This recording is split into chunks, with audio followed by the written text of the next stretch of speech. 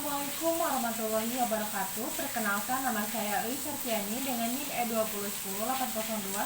Saya merupakan mahasiswa semester 3 Fakultas Hukum Universitas Benda Bogor yang sedang mengikuti program MDKM Unida Unsur. Dan di sini saya akan mereview mengenai pertemuan 13 hukum pidana pada Senin 13 Desember 2021, yaitu mengenai hukum pidana lanjutan.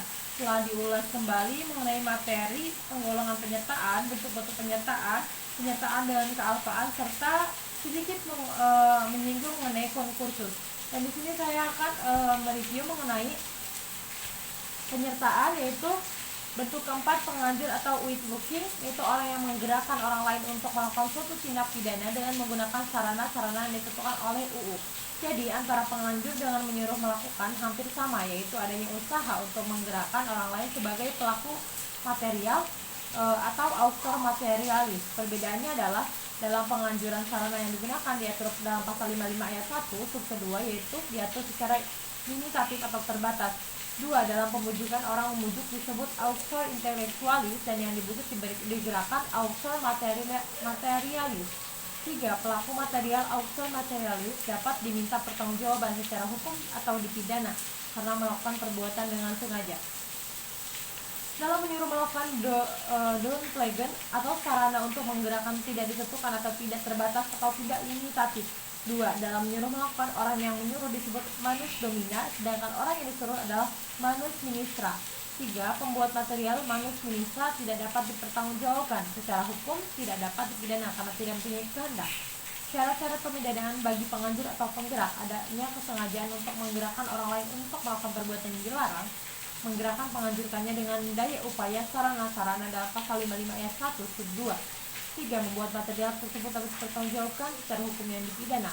Maksud dari pasal 55 ayat 1 sub kedua adalah 1. Untuk kepastian hukum, 2. Untuk pedoman bagi hakim dan dalam pembuktian.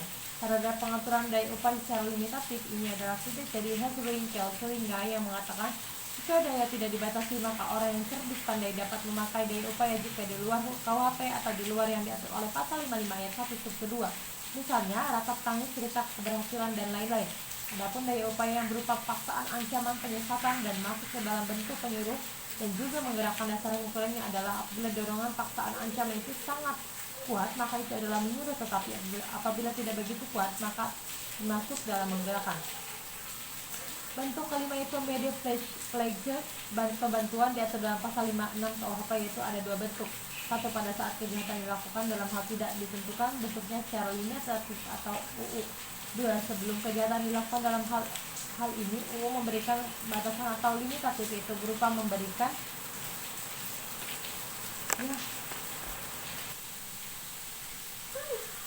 kesempatan sarana atau keterangan. Pertanggungjawaban pembantu. 1. Pemidanaan untuk pembantu adalah lebih ringan dari pelaku pasal 57 ayat 1 dan ayat 2 KUHP, yaitu maksimum pidana pokok dikurangi 1/3 ayat 1.